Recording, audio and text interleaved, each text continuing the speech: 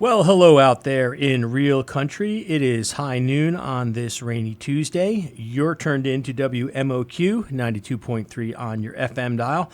That means you're listening to the Marc McMain Show. You are not, however, listening to Marc McMain.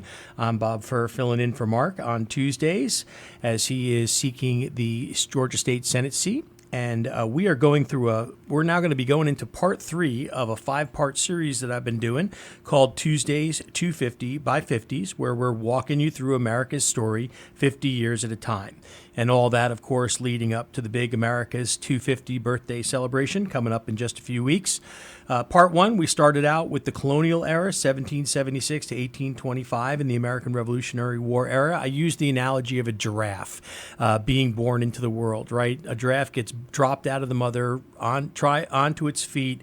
It immediately tries to get up. It has to defend itself against predators, just like the country did against England. It starts stumbling around, but within 30 to 60 minutes, it's walking, and by the American Revolution, we were functioning.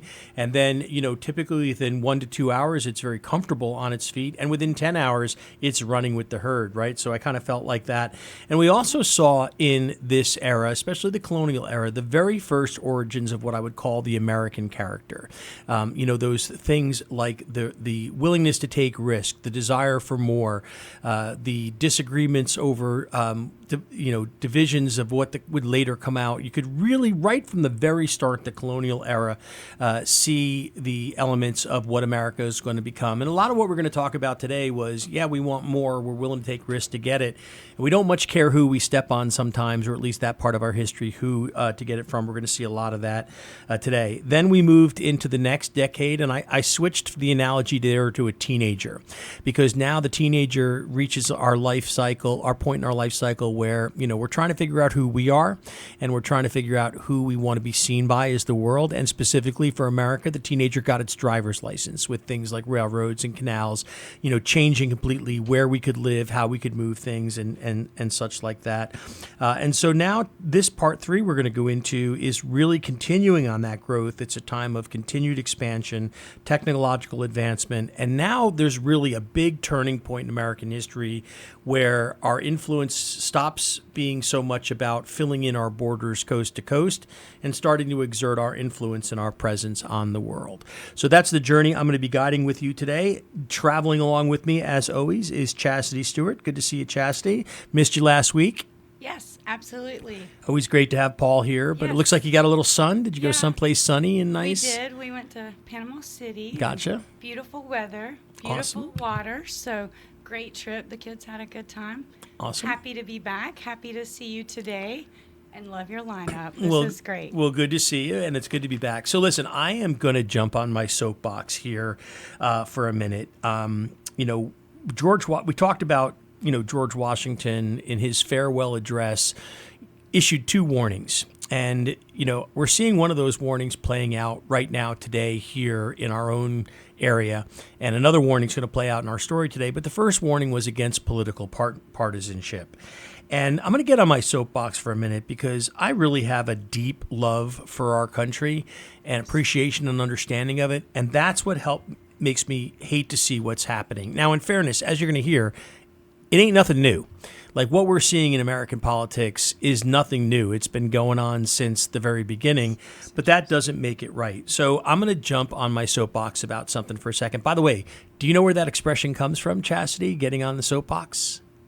Ooh, I don't. Well, it's quite literally getting on a soapbox. Back before plastic and cardboard, everything was shipped in wooden crates, and it just turned out that soap came in a box that was just about the perfect size, that when politicians and street orators or activists wanted to take their message to the street and give speeches, a soapbox was easy to transport, easy to get, and easy to put down to climb on and deliver your message and get it out there. So soapboxes were about elevating yourself above the crowd with your message. And if there's anything we need in politics right now, it's people who are willing to elevate themselves above the crowd with their message. And for the past few weeks, my phone has been blowing up with text messages. I've been listening listening to messages and seeing them on TV, and there's one clear takeaway that I take from it. So a big part of my career was in coaching salespeople. And the cardinal rule in sales is don't bash your competition.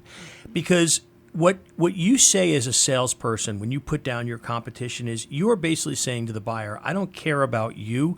I just want to win. I just want your business. And it also says, to me anyway, I don't offer enough value to convince you on my merits. So I'm going to try to convince you that the other guy is worse. And, I have to tell you, if your message to me is about why I should think the other guy, basically the message is, this isn't about why I'm good for you. This is about why the other guy is bad for you, right? And if that's your message to me, I don't have anything interested. I have no interest in what you have to say at all, because I assume that if your approach is the other guy, isn't better for me, that the other guy is better for me. Sure. And you can try to hide it through your proxies or bearing I-approved messages, but smart people see right through that, right? Smart and informed people vote based on what they believe someone stands for, not when someone else tells them that they should be against. And this is, I think, the exact thing that George Washington warned us against. It seems like there's no voting conscience anymore. Nobody's even interested in what's right or wrong. It's just, I want me and my side to win, and I want you and your side to lose, and nothing else matters. And, history has shown us, and I believe and pray we're heading for that time when people eventually say enough. And so, I ask people as you go today to vote your conscience, and because right and wrong do matter. And the kind of politician who runs attack ads, in my opinion, is going to end up being on the wrong side of history. So my encouragement to politicians is let history remember you as someone who deserves to be remembered, because otherwise it's not going to make any note of you at all. And so, and here's the thing, I can say everything I just said without giving any indication of which side of the aisle that I sit on. And that's what makes the current state even sadder. It doesn't matter. Both sides are guilty of it. So I say to politicians, please, dear God, for all of our sakes, use your soapbox to elevate yourself above the crowd. And when you go and vote today, vote today for who you think is better for you, not because somebody told you that they were less worse than somebody else. And that's all I have to say about that. So. You're listening to the Marc McMain Show. Bob Furr here filling in for Marc on Tuesdays on 92.3 Real Country. And we are going through a 5-part series called Tuesdays 250 by 50, walking our way to America's Independence Day weekend. So I kind of recapped the first 2 parts here. The first part, kind of finding our way. And of course, that second 50 years, America is truly defined by the defining moment in our history, which is the American Civil War. I'll go back to a quote that I often use about it, coming from a guy named Shelby Foote, a famous historian. Everything in America, there's 2 quotes really that are really interesting that really point to how important the Civil War was. Number 1, everything that happened in American history before the Civil War led up to it. And everything that happened in American history since the Civil War has been a result of it. And one of the more interesting things to me is prior to the Civil War, when people talked about America, they said the United States are, meaning they were still thinking in that concept of this loose coalition of independent states. But after the Civil War, it became the United States is. Those 50 states were seen as one specific group.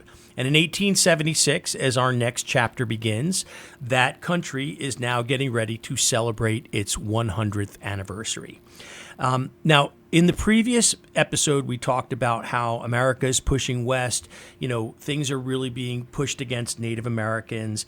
And as we get here, this 1876 to 1825, really breaks more cleanly into 2 different parts than the first 100 years. The first 25 of the years are really about manifest destiny, the idea that Americans believe they have this God-given destiny to extend the country from coast to coast. And of course, that all came at a cost to the Americans that were here before the European Americans got here, and that is the Native Americans. And in 1876, literally weeks before the bicentennial, one of the most famous events happened in American history. And it's one of those events that you can truly say marked the beginning of the end. Now, when you hear the name George Armstrong Custer or General Custer, everybody, of course, thinks of Custer's last stand. At the time of his death, he was the most famous man in America. And his story is really a cautionary tale about how one misstep in life can really lead you in the wrong direction. Now, he hadn't been a great student at West Point, finished last in his class, but from the very start, he was present at the first battle in the Civil War. Bull Run or Manassas decided which side you're on, and he gets promoted to brigadier general after a battle in Virginia. So at 23 years old, he is a brigadier general, the youngest general in the Union Army in the entire war. And he leads a cavalry charge at Gettysburg. So everybody knows about Pickett's charge, right? The huge frontal assault that Lee led against the Union line. What they don't realize was that part of the plan was also a massive Confederate cavalry attack coming around behind the Union line, and they were going to strike into the Union supplies in the Union rear at the same time as Pickett's charge.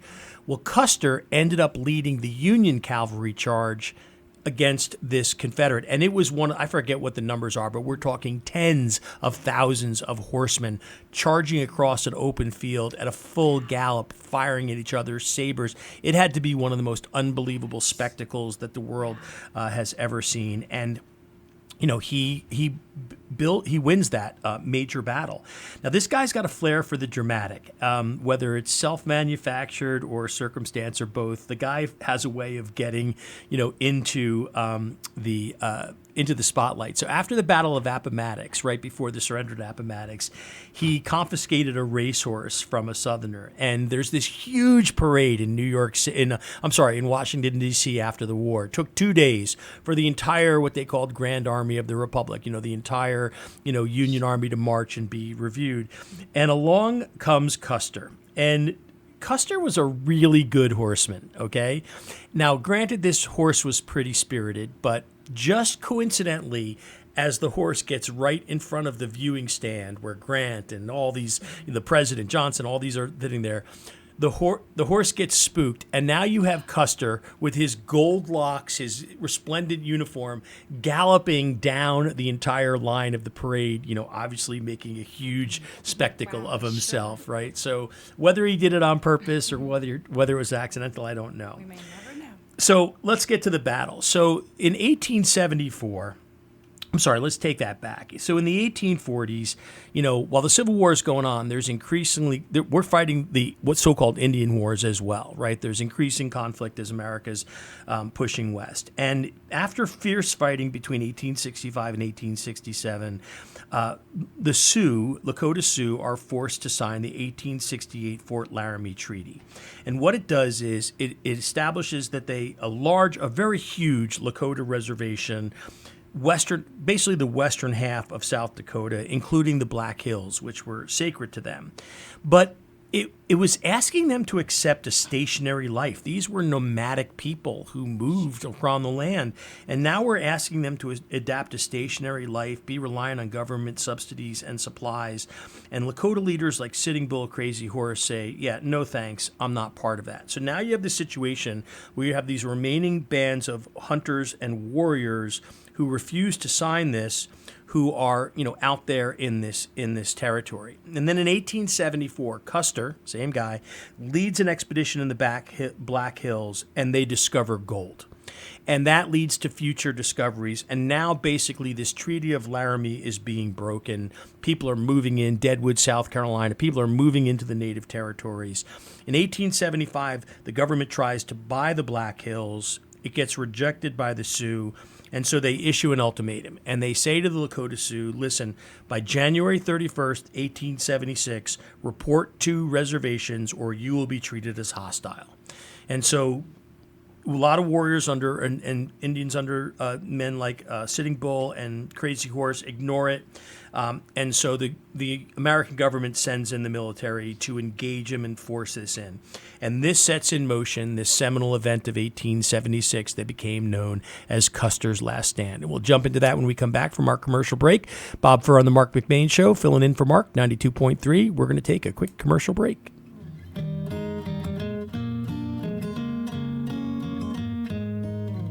The Madison Trolley Company is Morgan County's newest 5-star attraction. We offer historic Madison tours year-round, a haunted history experience in the fall, and our Madison Lights Christmas Tour and Mary Maddie Express Adventure for kids have become new holiday traditions. Our private charters add vintage charm to weddings and special occasions aboard a historic trolley by day, party trolley by night. Find us on the Madison Town Square or get on board by visiting madisontrolley.com or calling us at 706-997-1800.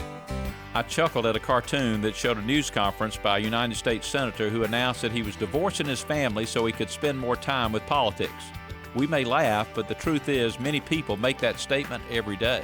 Maybe not with words, but with their actions.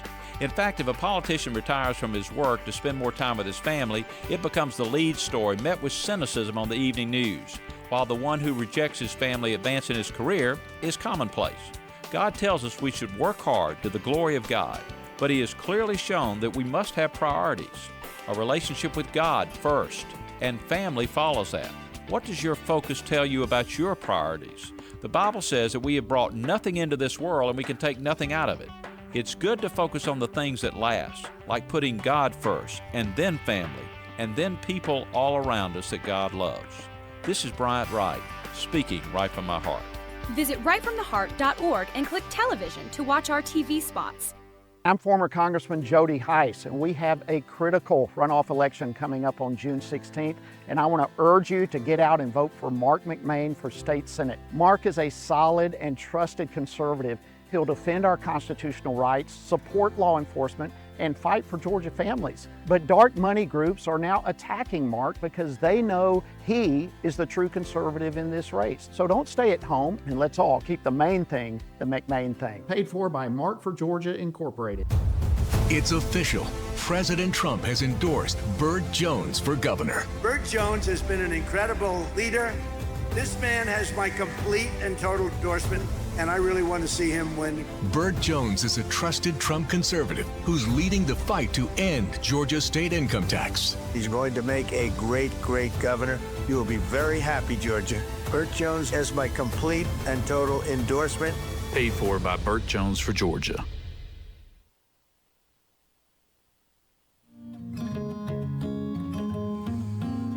All right, welcome back to the Marc McMain Show. Bob Furr filling in here for Marc on Real Country 92.3, and we're covering a series called Tuesdays 250 by 50s as we're walking through American history, and we're about to walk through one of the most famous events in American history, what was known as the Battle of Little Bighorn by the United States, the Battle of the Greasy Grass by the Lakota Sioux and their Arapaho and Cheyenne allies, and Custer's Last Stand by populist media.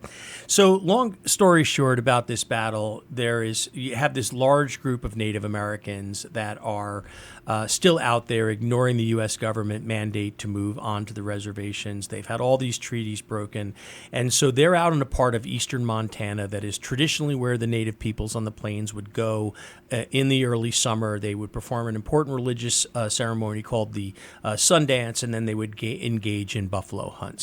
And so the American Army sends out this large force, 3 different columns, because one of the problems they had was the Native Americans would just leave, right? Like you're trying to force them onto a reservation. It's like trying to catch a mosquito or a fly. They would just move.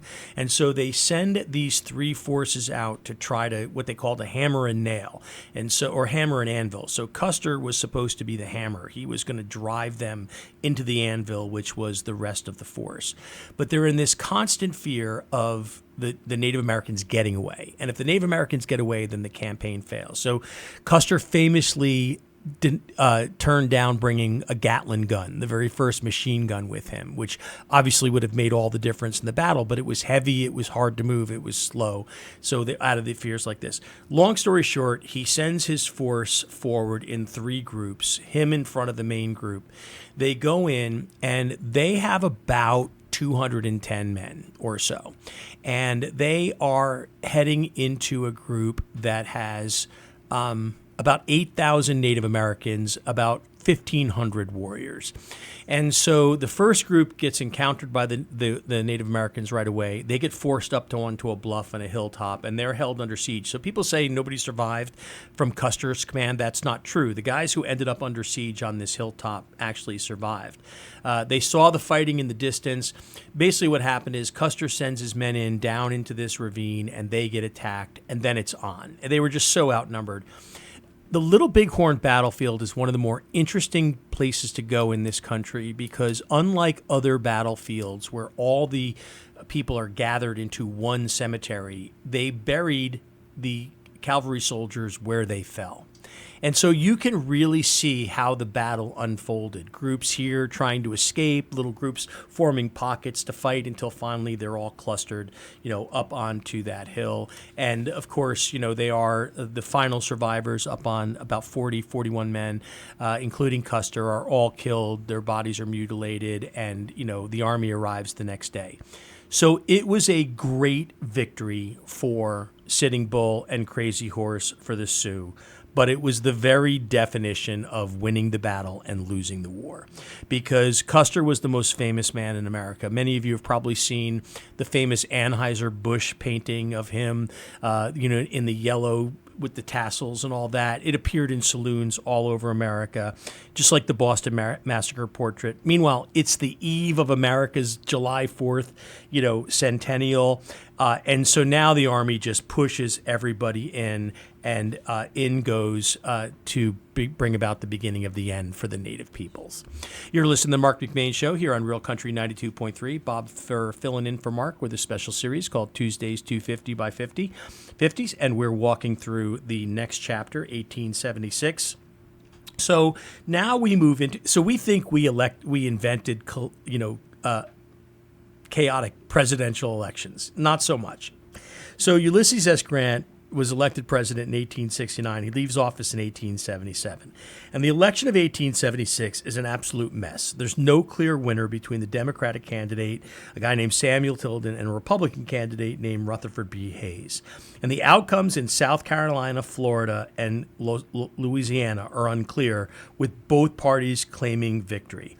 So meanwhile, the boards that would determine how those votes are counted are all controlled by Republicans. So now both parties rush to send in people to watch and influence the count. Does this sound familiar at all, right? I wonder if we had hanging chads in Florida back then. The boards claimed there was fraud and intimidation and violence in the elections. They invalidated enough Democratic votes for Hayes to win. But meanwhile, in Oregon, a Republican elector was also the postmaster, which wasn't legal. He intended to resign, but the Democratic governor of Oregon replaces him with an elector. And so for Tilden, the Democratic candidate, and so now you have these conflicting votes coming out of Oregon, South Carolina, Florida, Louisiana. The score is Tilden won 84, Hayes won 65, but there's 20 electoral votes in dispute. Now, the Constitution says that should now go to the president of the Senate, who was a Republican. And the Republicans argued he had the right to decide which votes to count. But the Democrats said, no, the majority in Congress should decide this. And so they reached the compromise of 1887. They established this commission, 5 senators, 3 Republican, 2 Democrats, 5 representatives, 3 Democrats, 2 Republicans, 5 Supreme Court judges, 2 Republicans, 2 Democrats, and 1 independent. But the independent refuses to serve, so he's replaced by a Republican. And now these guys are going to decide which votes to count and settle the dispute of, who's going to become the president. And they vote 8-7. That's the final vote in this. So the Democratic Congress now sees they're going to lose it. They seek concessions, so they threaten to block it with delays and adjournments and filibusters. And what they really wanted was they wanted the federal government, federal troops out of the South as Reconstruction. They wanted to stop the pushes. They wanted to ensure white supremacy, stop the pushes to desegregate and all that. And they also wanted subsidies to rebuild the railroads. And the Democratic speaker realizes, this could backfire on us. This could go bad on us in the wrong way. And so he gives in 2 days before inauguration. 2 days, 48 hours before inauguration, Hayes is declared the winner. Now, Hayes strongly supported African-American voting rights and civil rights protections, but he had little influence in the South. There's very few troops now that were in the South anyway. They're getting pulled out. And they had no choice because the Democratic controlled Congress was not going to pay for the troops anyway. And so he gets a pledge that, hey, I'll pull my troops out if you promise that we're going to protect white Republican voting rights and African-American civil rights and voting rights. And they were like, yeah, sure, no problem. And then the minute the federal troops were gone, they quickly abandoned their pledge. And so this is effectively, with the pulling out of federal troops, is the end of Reconstruction. And white Southerners very quickly began a systematic disenfranchisement of African Americans through poll taxes, literary tests, intimidation. They created a segregated society using laws, terror, and violence to oppress African Americans. The midterms in the South were filled with fraud and violence in that regard. Hayes tried to use veto power, but he couldn't do anything about it. And so this began a period of white supremacy and oppression in the South that would go well into the second half of the 20th century. But meanwhile, while all this is going on, America's always moving forward, even when it's going backward. So 1876, Colorado becomes the 38th state. 1877, Thomas Edison invents the photograph, and he gets a patent for the light bulb. And then a guy named Edward Muybridge captured a horse in midair using a bunch of different cameras, and that was the predecessor for motion pictures, right? So it's just an interesting dichotomy in American history that as we're wrestling with these massive social issues, moving backwards, getting stalled, we're also moving forward. Now, in 1879, African Americans are in the South trapped in oppression, but there's another group that's fighting to emerge from it, and that's organized labor. And so in 1869, the Knights of Labor, a group of skilled and unskilled workers, women, African Americans, begin to form a movement to protect against employer retaliation. Now, at first, it's a secret society because if you join a union, you get blacklisted, you get fired, you can't get a job, and so they have all these passwords and rituals and mystical symbols. But in 1879, they drop the secrecy. They have their first General Assembly, and by 1886, they've got 700,000 to 1 million members, and so now we're seeing the beginning of the American labor movement. Then in 1879, Thomas Edison publicly demonstrates the first incandescent light bulb. Like, think about how much that changes life, right? Now you don't have to carry a candle or a torch. Like, we've got lights. And that changes the nature of, you could argue it screwed up our, what do they call them, circadian rhythms for the rest of our life, right? Because it changed. Up until then, people went to bed when it got dark and woke up, when it got light. And then, fun fact, the first permanent roller skating rink opened in Madison Square Garden. Wow, in 1879? In 1879, first permanent roller skating rink. So now as we move into the 1880s, this is a period of great technological revolution. There are new waves of immigration. It is rapid industrialization, and it is also rapid cultural and social change. In 1880, we have our next census, the 10th, and now there are 50.1 million Americans. James Garfield gets elected the 20th president. And Thomas Edison begins testing an electric railway, which would become ubiquitous intercity transportation throughout the country. Yes, that's right, near and dear to my heart. The invention of trolleys, as they first came into American history. So in 1881, though, Garfield becomes the second president after Lincoln to get assassinated. He gets shot by a disgruntled office seeker, and Chester Arthur becomes the 21st president.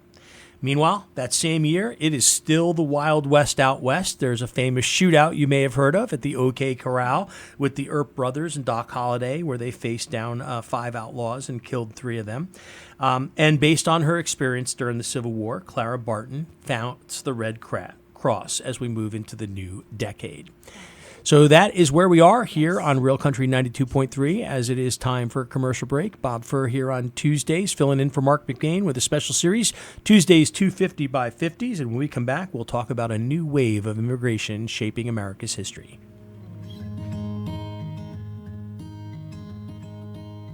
I've got to tell you about the best kept secret in Monroe for electric wholesale supply, Allen's Electric. Family owned and operated since 1972, Allen's Electric offers a complete line of electrical supply, wiring, breakers, bulbs, heating elements, electric motors, light fixtures, and so much more. Located at 925 West Spring Street in Monroe, stop by and see Brian and Cindy, in business for over 50 years. That's Allen Electric Supply, 770-267-5572. This is Andrew. I'm the owner and servant of Sweetwater Soft Wash. As the owner, I run this business to expand the kingdom of Christ. We use agape love and servant-based leadership to bring you first-class service at a fair price. At Sweetwater Soft Wash, we offer roof, house, driveway, window cleaning, Christmas light installation, and more. Text or call me at 470-902-5854 or at sweetwatersoftwash.com to get a quote. The Madison Trolley Company is Morgan County's newest 5-star attraction. We offer historic Madison tours year-round, a haunted history experience in the fall, and our Madison Lights Christmas Tour and Mary Maddie Express Adventure for kids have become new holiday traditions. Our private charters add vintage charm to weddings and special occasions aboard a historic trolley by day, party trolley by night. Find us on the Madison Town Square or get on board by visiting madisontrolley.com or calling us at 706-997-1800. Double D Plumbing is a local, owned, licensed, and insured plumbing company in Loganville. You can reach Double D Plumbing at 770-466-8370. They have the ability to take on any plumbing job regardless of size or difficulty, with experience in all phases of plumbing, including commercial and residential, tankless heaters, sewer cameras, and drain cleaning. Call Craig Shepard at 770-466-8370 or visit them on the web at ddplumbinggeorgia.com. You're going to like the way they flow. You ever roll out of bed and feel like you lost a fight with a tractor? If your back's barking, your neck's complaining, and your knees pop louder than a box of cereal, it might be time for the Joint Chiropractic. There are no appointments, no insurance mess, and no sitting around all day. You just walk in, get adjusted, and head back out feeling human again. Now serving Covington and Monroe, whether you've been hauling, hunting, working, or just sleeping funny, the Joint Chiropractic keeps you moving smooth and feeling right. The Joint Chiropractic, because snap, crackle, and pop belong in your cereal and not your spine. Lake Life is the Lake Area's largest award-winning magazine, reaching over 25,000 readers. Pick up your copy of Lake Life magazine today. Get Lake Life free at over 100 convenient locations in Georgia's Lake Country. And keep in mind, you'll receive your free copy with a subscription to the Lake Oconee News or the Eatonton Messenger. Lake Life, it's all about the lives and events in Georgia's Lake Country. Call 706-485-3501 to subscribe. Lake Life, the biggest, the best, and it's free. And welcome back to the Marc McMain Show here on Real Country 92.3. Bob Furr filling in for Marc on Tuesdays with a special series called America 250 by 50s. We're walking through America's history, America's story, really. We were talking about that before. That's the problem with history, right? You shouldn't teach American history, teachers. You should tell America's story. It's called his story. And when you ask kids to memorize dates and names and places and facts, they memorize it, but they learn nothing. When you tell them America's story, then they come to appreciate and understand and truly learn America. So as we move into the 1800s, we learn that the immigration issues that are so dominant in the headlines today are nothing new. Because in 1882, the Chinese Exclusion Act is passed restricting immigration. So in the mid-1800s, you had economic devastation, you had famines, conflicts, political upheaval, all this terrible stuff. I mean, basically living in China is a fight for survival. Meanwhile, news of gold being discovered in America, there's railroad and industrial jobs. So waves and waves of Chinese immigrants have come into the country. And by 1882, we have the Chinese Exclusion Act, which strictly limits that immigration. Now, we also see a period of social change during this time. In 1883, there's a bunch of civil service reforms, jobs being based on merit rather than political patronage. So at this point, if you got a job in the government up until this point in American history, it's because of something you did for somebody or who you know. And this was really the first of reforms. It was also in 1883 that I think one of the darkest chapters in American history came to an end. If you look at the end of the 1700s, there were an estimated 30 to 60 million bison or American buffalo in this country. And in the 1830s, they began hunting them for rugs and their tongues, which were considered a delicacy. Then in the 1850s, the gold rush happens, westward expansion is going on, and so buffalo are in the way, bison are in the way. And so now they're only left in the interior Great Plains. And then over in Europe, advancements in European tanning technology creates this massive demand for leather, specifically to use buffalo hides to make belts to fuel the machines that are running England's Industrial Revolution. And in 1873, the Secretary of Interior comes out and says, look, we're never going to be able to civilize Native Americans, which again, civilized Native Americans means we want you living on property in towns like us, not wandering around there. We're never going to be able to do that as long as buffalo remain on the plain. And so the Army encourages the hunting of buffalo, even supplies ammunition because they want to use this to help force Native American onto reservations. So between 1872 and 1874, it is estimated that 5,000 bison are being killed every single day. And so by the end of the decade, in 1889, of the original 30 to 6 million, there are an estimated only 541 bison in all of North America. But basically by that time, it gets down to, we may be down to just 20 or 25 that are living in an interior part of Yellowstone National Park. Now, of course, through conservation, reintroducing private herds, we're back to about 500,000 now. But one of the greatest, in a bad way, extinction events in modern history that was conducted against this great and majestic animal. So now, 1884, while this is going on, Grover Cleveland becomes the first Democratic president since the Civil War. They finished the Washington Monument. So if you ever noticed the Washington Monument's two different colors, you know why that is? They ran out of money. So they ran out of money in the 1850s. And so by the time they raised enough money to continue the Washington Monument, they had to get the rocks from a different quarry, and they just aged differently. And so you can see the point they ran out of the money building the Washington Monument.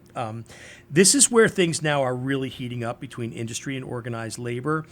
You have a nationwide strike for an 8-hour workday, and this leads to what's called the Haymarket Square, or the Battle of Haymarket Square.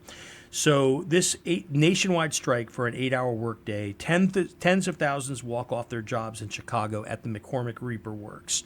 And police are called in and they fire into the crowd. And so a protest is organized for the next day at Haymarket Square. It starts out peacefully, but as the crowd dwindles, the police seek to take advantage of this, and they come in to disperse. And when they did, someone threw a bomb at the police. And so the police responded by firing wildly into the crowd. In the end, 7 police, 4 civilians are killed, dozens wounded. Hysteria sweeps the city. 8 prominent labor activists are arrested. None of them are really linked to throwing the bomb, but all 8 are convicted. 4 are hanged. 1 commits suicide in jail. The remaining 3 are imprisoned. They later get pardoned when it's recognized they had an unjust trial. But it's a mixed moment for labor, because it really damaged the Knights of Labor, but at the same time, it galvanized the international labor movement, and the American Federation of Labor formed. And it was because that day in May in Haymarket Square that we get the May Day holiday, which is designed to honor industrial and workers of the world. You're listening to the Marc McMain Show here on Q92.3, Real Country. Bob Furr filling in for Mark with a special series called Tuesdays 250 by 50, walking you through America's story 50 years at a time. And we are about to talk about another cool incident, the Oklahoma Land Rush. Now, in 1887, there's an seemingly inconsequential but hugely impactful invention, barbed wire. Because when you invented barbed wire, that ended open range grazing on the Great Plains, as well as effectively ending the nomadic lifestyle of Native Americans. And then that same year, they passed what's called the Dawes Act, which takes the reservations, which had been large blocks of land just given to the Native Americans, and now they start to subdivide it into lots, like you would have buying a piece of property today. And this screws up the Native American way of life tremendously. Like, they have no composites of private land ownership and all the rest of it.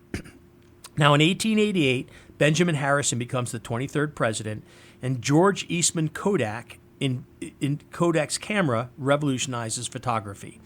And now we say that, oh, great, they invented the camera, that's cool. You're going to hear in a few minutes why that invention changed the course and trajectory of American history. But what I want to talk about now is the 1889 Oklahoma land rush. So Oklahoma had been a mix of unassigned Native American and reservation territory. And after they went through the Dawes Act and they parceled out all the land, now there's this huge block of land. And this is what they were really after. It was really kind of a masked way to take more land from the Native Americans. Everybody got their acre lot or 2-acre lot or however much land they got. Now this unassigned land gets organized into a grid. And they're going to make it available to anybody who is willing to settle it and live on the land for 5 years. So if you're willing to live on the land and improve it and develop it for 5 years, you get 160 acres for free. And so they organize all these lots into a grid, and they establish these jumping off points. And then tens of thousands of people now gather at the starting line. And at exactly noon, whether it's by a cannon shot or a pistol shot, boom, the race is on. And the idea is you charge forward, and they're charging forward in tens of thousands of people, covered wagons, on horseback, bicycles, some on foot. And you had to get to a plot of land, drive a wooden stake into the ground with your name and claim details on it, and you would, as the saying goes, stake your claim. Well, by the end of the day, 2 million acres have been claimed. And then once you did that, you had to travel to a land office, pay your fees and file, and then you can secure the land. It was meant to distribute the land fairly, but it was an absolute chaotic and inefficient mess.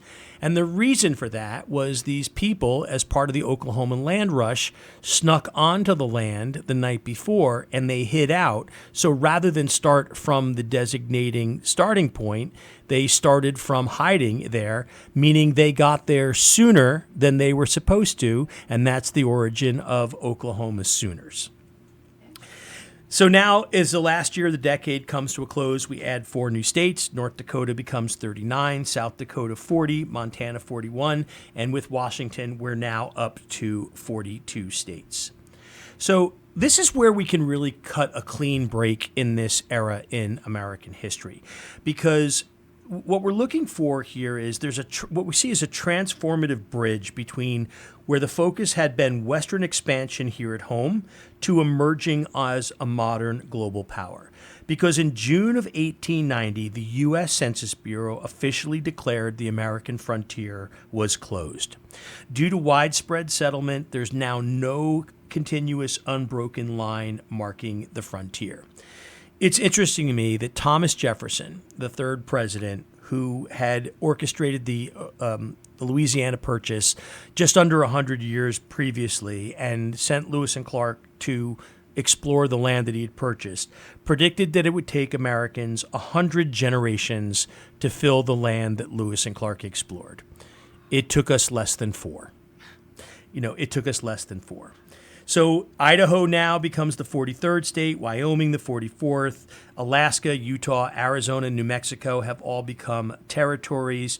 Oklahoma is split between Indian territory, and by the end of the decade, we're really starting to assert our interest in Hawaii.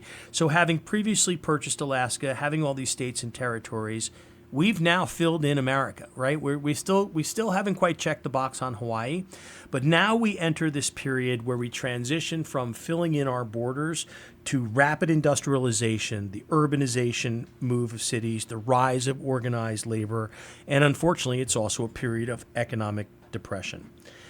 The decade ends, and the Native American story ends with maybe the final and arguably darkest chapter in the United States government's long crusade against Native Americans, which, let's face it, that was all about Native Americans were on land that European Americans wanted, and the Native American way of life was not conducive to what Americans wanted. It was that simple. We wanted the land. So a generation of Lakota Sioux had faced losing lands, broken treaties. They've had their way of life destroyed. They'd been forced onto reservations. They'd gone, and by 1890, they'd gone through droughts, epidemics, insults, injury. They're just at an all-time low. And this movement starts called the Ghost Dance.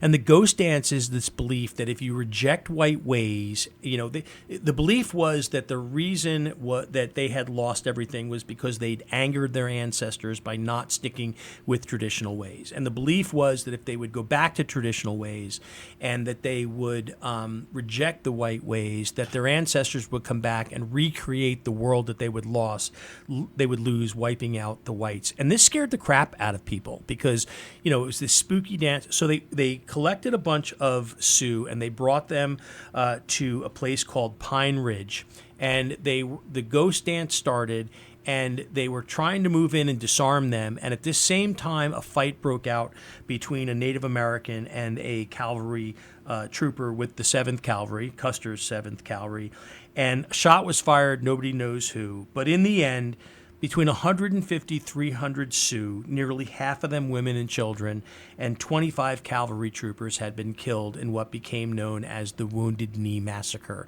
largely seen as the final chapter of the Native American Wars.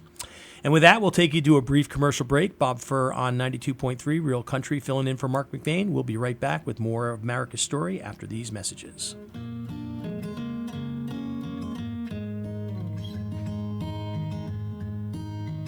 The Tell It Like It Is conservative, just like Brian Kemp. Criminal illegals commit sick, violent crimes.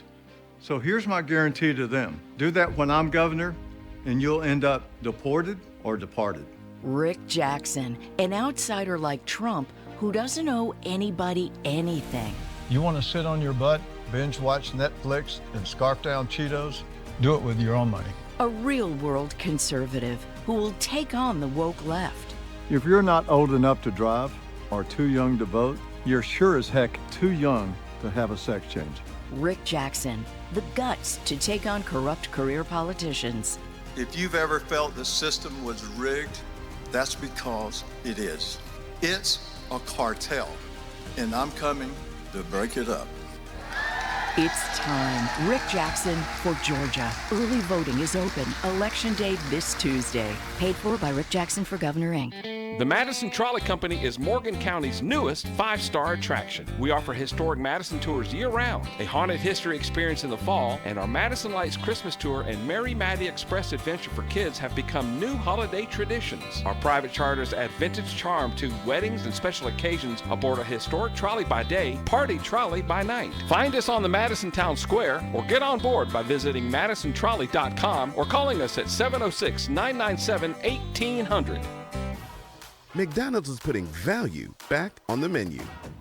Whether you're craving a Big Mac, McNuggets, or sausage, egg, and cheese McGriddles, make it a meal and save. Your favorite is now your wallet's favorite too. Extra value meals are back.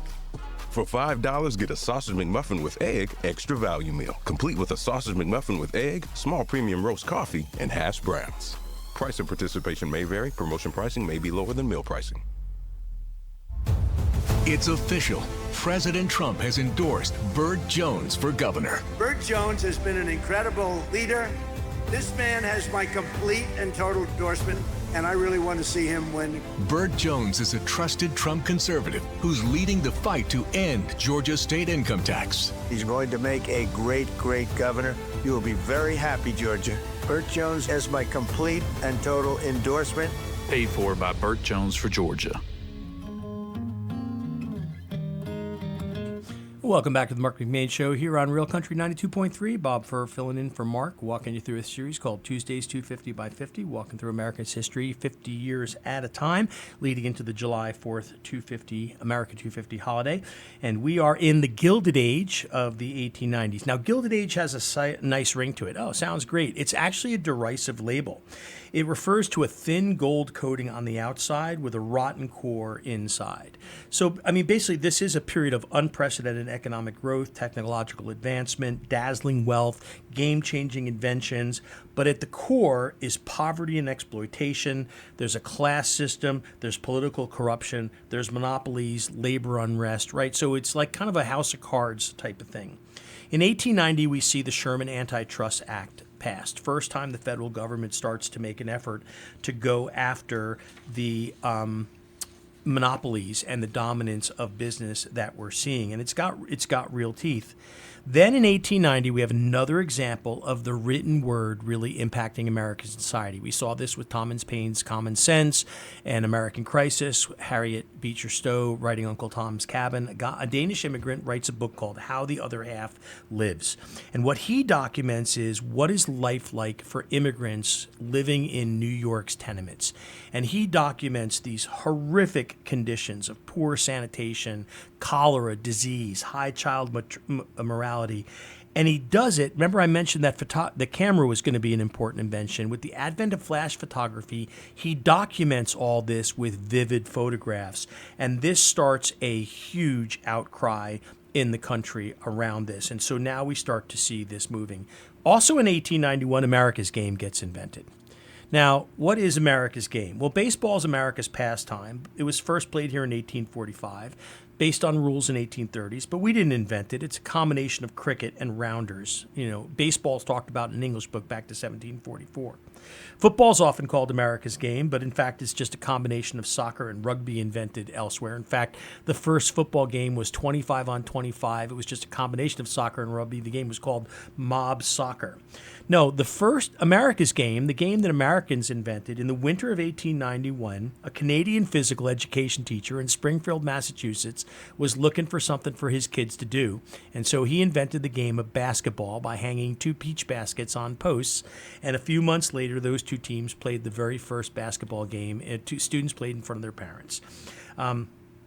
This is also a time where immigration is really coming to the forefront. We see an even darker event, the 1891 New Orleans lynchings. Now, the minute I say lynchings in a southern town, your mind's going to immediately think of African Americans. In fact, it was an attack on Italian Americans, which had largely populated the city long before the Louisiana Purchase. And now this was, repression coming back against them, with a large number of them being killed. The labor movement took an ugly turn in 1892 with the Homestead strike. Pinkerton guards were sent in. They were overwhelmed by workers. They surrendered, and then they were beaten. And this really turned things against the labor movement, and the strike was a dismal failure. Those iron workers had to reapply for their jobs at lower wages and longer hours. 1893 sees our really first big financial panic. It lasted for 4 years. It was caused by railroad overexpansion, dwindling gold reserves, agricultural struggles. Hundreds of banks failed, trusts failed, mostly in the South and West. 15,000 businesses closed, unemployment 25%, widespread social unrest, massive labor strikes and protest marches. And that really realigned the politics of the country and began to really establish the gold standard, where we link the value of U.S. currency to gold. This financial crisis helped cause the Pullman strike, which is where workers struck against the Pullman Railroad Company. Basically, this was, you had company towns, right? So you worked for the company, you lived in a company town. They charged exorbitant rents, exorbitant prices. Well, because of the panic of 1893, they slashed wages by up to 30%, 25-30%, but refused to lower wages or lower costs in the company towns. Families literally starving to death. It results in a angry mob. 30 to 70 casualties, and this is where the government sends in troops to break the strike. And, it really created a terrible. This is when things between the government and organized labor got ugly, and so to appease that, Grover Cleveland came up with legislation that created Labor Day, which is how we get the Labor Day holiday. Now, meanwhile, in Hawaii, Hawaiian rich planters have staged a coup, and so they have, after Hawaii was trying to assert its independence, they have staged a coup, and so now Hawaii quickly applies to be a state there. And now we have a big case. In 1890, Louisiana passed the Separate Car Act, which said that it was okay to have basically segregation. And in a case called Plessy versus Ferguson, segregation is made legal in the American South. So a huge setback. Now, as we move into the late 1800s, we have the introduction of yellow journalism. See if this sounds familiar. It's when you rely on sensationalism, lurid exaggeration, eye-catching headlines rather than facts. Your goal is to increase sales, manipulate public opinion. You focus on scandal, crimes, human interest stories that evoke human emotion, dramatic rumors, fabrication, half-truths, distorted facts. Sound familiar to anything we have today? Absolutely. Well, that helps to inflame sentiments against Spain in Cuba and leads to the Spanish-American War. You're listening to the Marc McMain Show. Bob Furr filling in for Marc on Tuesdays, going through a special series called Tuesdays 250 by 50s. So now as we move into the dawn of the 20th century, we have the progressive era. The nation's population is now 76 million.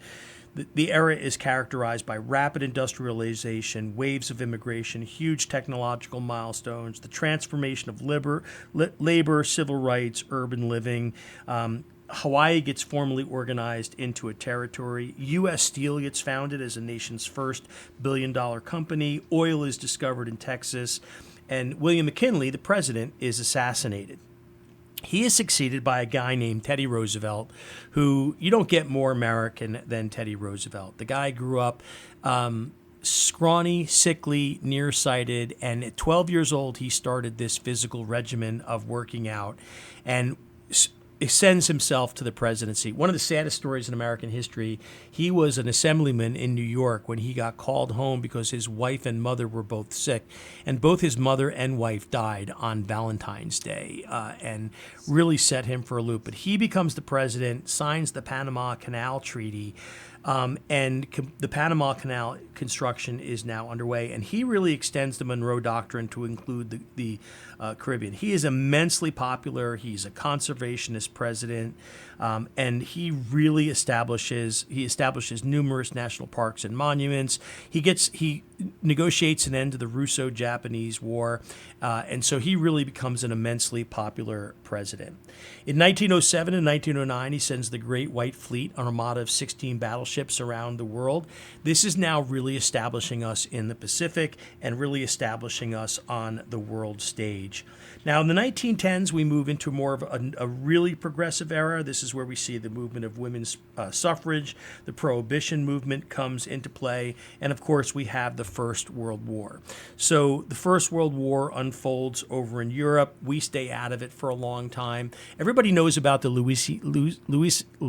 Lusitania, good, easy for me to say, and the sinking of American ships. But what they don't often know is that the real reason we got involved was we the British intercepted a telegram from Germany to Mexico promising to back Mexico if Mexico would attack the United States to try to get back all the land that it had lost in the Mexican-American War.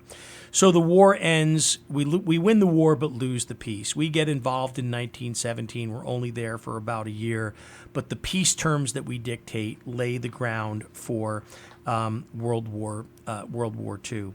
Now, 1920s get started off with two big events: women's suffrage and prohibition.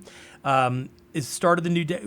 Alcohol was a real problem in this country. It really was. Like, it was destroying families. It was, causing poverty and all that. And so this women's suffrage movement, which had got started way back in American history, really started to gain ground. And then finally in 1990, it gets passed, and the 18th Amendment gets passed. Now, meanwhile, all the way back to the American Revolution, in parallel course, Abigail Adams is arguing, hey, hey, John, don't forget the ladies, right? Let's make the women part of this. And the women's suffrage movement is gaining ground. And, it really becomes more militant in the 1913s. And over treatment of women protesters, these senators and congressmen and presidents got to go home to their wives, right? And eventually Wilson shifts, and he now supports the 19th Amendment. And so as you go into 1920, you have women getting the vote, and you also have prohibition going into effect. Now, prohibition looked good on paper, was a huge backfire. It led to the rise of organized crime. Everybody ignored it. It gave us NASCAR, bootleggers. It's the reason we have NASCAR today. And so, it took them a while, but eventually they're going to overturn it. That'll be in our next chapter. But now women are getting the vote. But while things are calming down in Europe, they are escalating in the South. You have this giant race massacre in Tulsa, Oklahoma, where after somebody, a young black shoe shiner, is falsely accused of a crime. There's talk that he's going to be lynched. All these African-American World War I veterans go to defend the prison, and it gets ugly. In 18 hours, 35 city blocks in an affluent African-American neighborhood are burned and looted. 1,200 homes are destroyed, schools, churches, hospitals, up to 300 people killed. Private aircraft are dropping incendiary bombs. And so as we end the decade, the last big event happens in 1925 as a book comes out called The Great Gatsby, and it really points to wealthy excesses. And finally, there's a very famous trial called the Scopes Trial about whether or not it's legal to teach evolution in schools alongside creationism. And so now the great debate over that has begun. And that is part 3 of Tuesday's 250 by 50. Bob Furr on the Marc McMain Show. Talk to you next time. Until then, keep it real, country.